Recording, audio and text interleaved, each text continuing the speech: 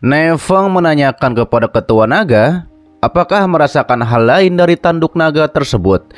Ketua naga pun mengatakan aura kristal jiwa memiliki asal yang sama dengan ketua naga. Mungkinkah dia adalah penguasa Mansion Immortal?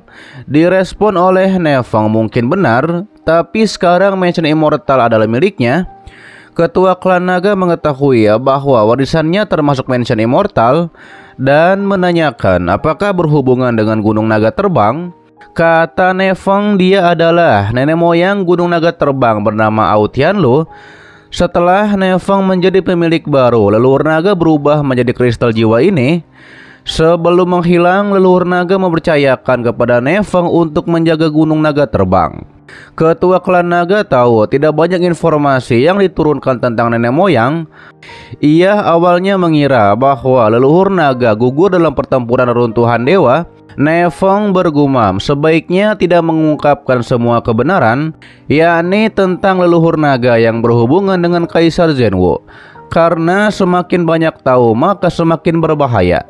Neveng mengatakan sumber daya di Mansion Immortal melimpah. Jika dimanfaatkan dengan baik, pasti dapat meningkatkan peluang menang melawan Hao Tian. Neveng ingin mengambil kendali lebih lanjut atas Mansion Immortal. Ditambah lagi perlu pergi ke Pulau Naga Emas untuk mendapatkan sesuatu. Ketua naga pun menjelaskan bahwa hubungan mereka dengan Pulau Naga Emas agak rumit. Diketahui ras Pulau Naga Emas sangat dekat dengan klan naga ketika pertama kali memasuki dunia, namun sekitar 300 tahun yang lalu. Namun sesuatu yang serius sepertinya terjadi di sana dan mereka hampir kehilangan kontak. Ketua naga pun langsung memperlihatkan token dan Neveng bisa masuk ke Pulau Naga Emas dengan token ini. Tapi ketua naga tidak tahu bagaimana mereka akan memperlakukan Neveng. Neveng juga menyampaikan ia harap ketua naga dapat merahasiakan soal Mansion Immortal. Setelah hal itu, Neveng bertemu dengan Nona Yuyan dan memberikan gagang pedang 9 naga karena bisa menjadi penyelamat Nona Yuyan, yakni di saat Nona Yuyan dalam bahaya. Karena Neveng hanya bisa tenang ketika kalian semua aman. Nona Yuyan mengatakan agar Neveng berhati-hati.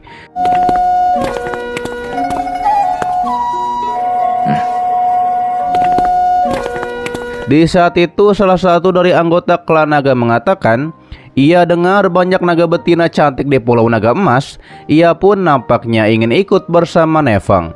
Namun kata Aumang jangan main-main. Akan tetapi kata adik ketiga klan naga itu menyampaikan bahwa pernikahan juga merupakan hal yang penting dan ia tidak main-main. Xiao Tian juga menghormat kepada Neveng dan berterima kasih atas kebaikan Neveng. Ia pun akan membalasnya nanti. Kata Neveng, kita adalah teman, tidak perlu sampai begitu.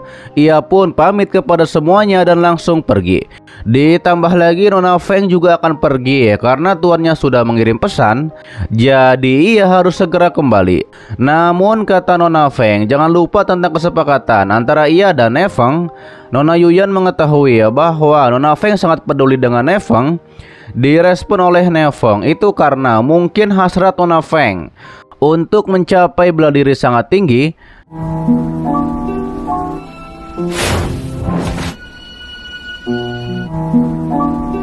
Salah satu anggota klan naga yang sebelumnya tidak menyukai manusia. Ia mengatakan Neveng adalah satu-satunya manusia yang diakui. Anggota klan naga lain yang adalah Xiao, ia juga akan memberikan artefaknya, yakni perahu daun. Hal itu dapat membuat Neveng lebih cepat menuju ke Pulau Naga Emas. Hingga akhirnya Neveng pergi menaiki perahu daun. Terlihat Nona Yuyan juga mengatakan setelah Neveng kembali mereka akan bertarung berdampingan. Sementara itu kembali kepada Neveng, ia pun dengan sangat cepat menaiki perahu daun untuk mencapai Pulau Naga Emas. Tidak lama ia pun sampai di Pulau Naga Emas.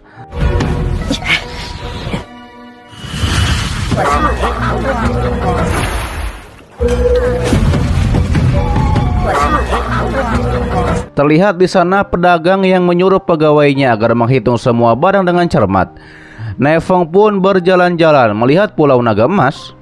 Ia pun mengetahui Pulau Naga Emas tempat berkumpulnya beragam budaya. Hingga Neveng duduk di sebuah kedai. Lalu pelayan pun tahu bahwa Nefong baru pertama kali datang ke Pulau Naga Emas. Nefong pun memesan 1 porsi untuk setiap cemilan khas di sini.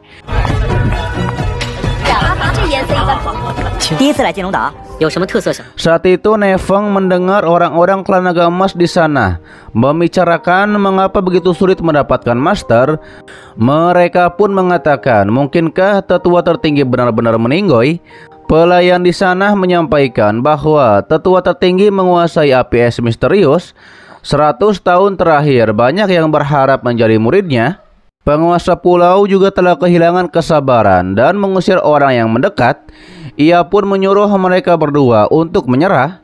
Kemudian Nefong menanyakan kepada pelayan, apa mungkin yang dimaksud tetua tertinggi itu adalah Pang Yuji? Hal itu dibenarkan oleh pelayan, namun sulit untuk menjadi murid Pang Yuji.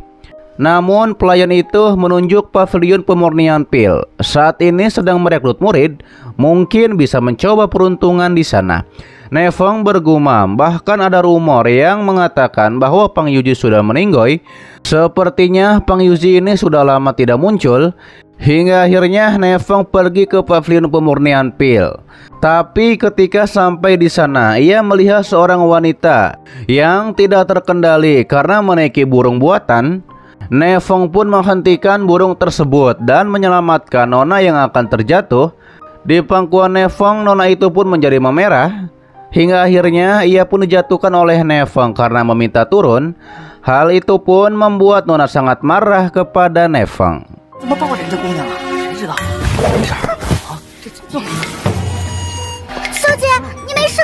Ketika itu juga ada bocil yang menolong nona tersebut. Nona itu bilang dia jatuh dengan keras, mana mungkin ia baik-baik saja. Ia juga marah kepada Nefong, tidak bisakah bersikap lembut kepada perempuan. Namun kata Nefong, karena nona mengatakan dengan begitu tulus, ia tentu harus memenuhinya. Lalu diperlihatkanlah di sana ada seorang perempuan bernama Senyo, martial science tingkat 6, yakni ketua penguji untuk pemilihan murid kali ini. Ia mengatakan hanya ranah sains yang dapat mendaftar. Setelah pendaftaran dapat menjalani ujian atribut. Para anggota klan naga dan lainnya pun akan mendaftar. Di saat itu nona itu malah memakai teknik penggodanya untuk membuat para pria melihatnya.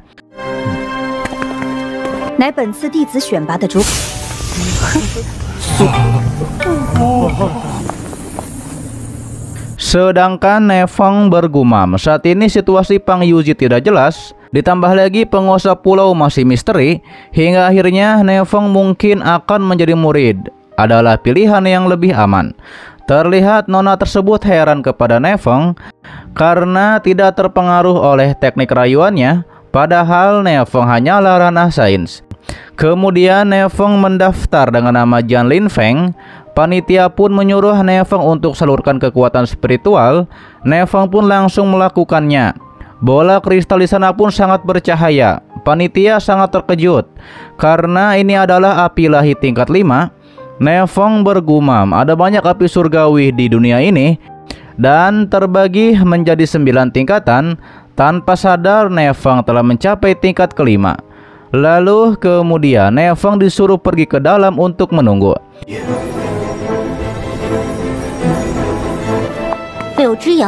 Terlihat nona rubah itu yang ternyata bernama Liu Zio. Ia pun mendaftar juga. Dan hasilnya adalah api rubah tingkat 4. Nona Senyo menanyakan nona Liu dari klan rubah puncak ribuan siluman.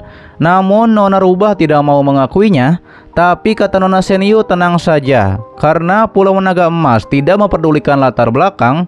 Nona Senyo pun akan membawa mereka ke tahap berikutnya.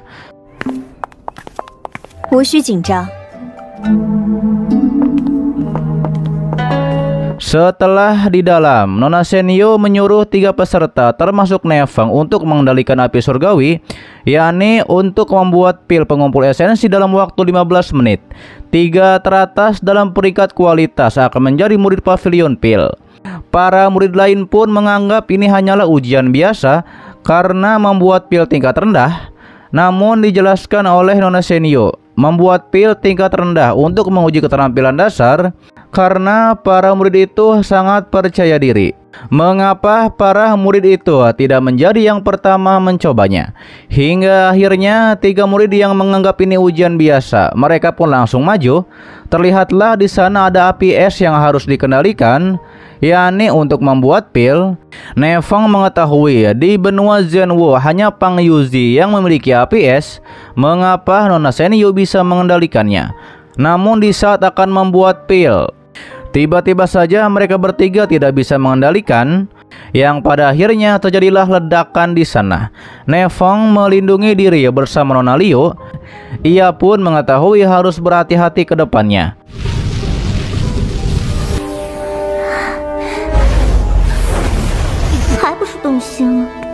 Kemudian Nefeng mulai untuk mengendalikan api es. Walau ini sulit, ia akan tetap maju. Walaupun ini juga bertentangan dengan atribut api miliknya, tapi tidak ada yang bisa menghentikannya melakukan hal yang ia inginkan. Dengan menggunakan api Phoenix, Nefeng mulai untuk membuat pil. Sedangkan ada praktisi kuat di sana yang memantau Nefeng. Ia mengetahui bahwa Nefeng menggunakan teknik untuk menjinakkan secara paksa tanpa merusak intinya.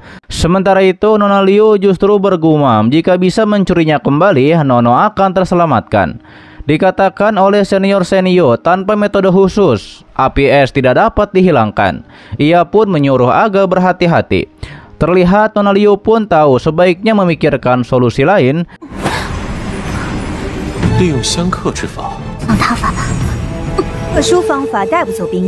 Sementara itu Nefeng dalam proses membuat pil. Tidak lama ia pun selesai membuat pil tingkat rendah tersebut. Nona Senyu melihat satu persatu hasil pembuatan pil. Ia pun cukup terkejut. Ternyata hasil buatan pil Nefeng berada di tingkat bumi, yakni kelas tertinggi. Para murid lain pun menjadi heran bagaimana mungkin bisa kemurniannya mencapai kelas tertinggi. Ditambah lagi pil pengumpul esensi terbaik di pasaran paling banyak hanya tingkat mistik. Mereka pun mengira itu pasti palsu. Namun salah satu orang kuat di pavilion mengatakan asli atau tidak ia bisa melihatnya sendiri. Diperkenalkanlah praktisi ini bernama Xuan Zhen.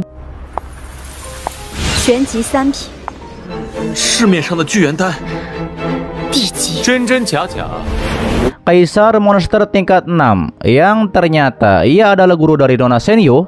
Para murid pun membicarakan Tuan Zhen yang terkenal karena sikapnya yang tidak memihak. Akan tetapi kali ini berbeda. Tuan Zhen langsung mengecek hasil pil pembuatan Nefeng. Ia pun mengatakan sangat jarang melihat pil dapat menunjukkan efektivitas seperti itu setelah bersentuhan dengan api es. Ia pun memastikan bahwa pil ini menunjukkan tingkat bumi kelas tertinggi. Sedangkan Nona Liu justru nampaknya terkesima dengan Nefeng. Ditambah lagi Nefeng berparas tampan. Tuan Zhen pun langsung menanyakan siapakah Nefeng, apakah bersedia menjadi muridnya. Pastinya Nefeng bersedia menjadi murid. Saat itu Tuan Zhen mengetahui bahwa mungkin Nefeng ini akan menjadi titik balik dalam masalah ini.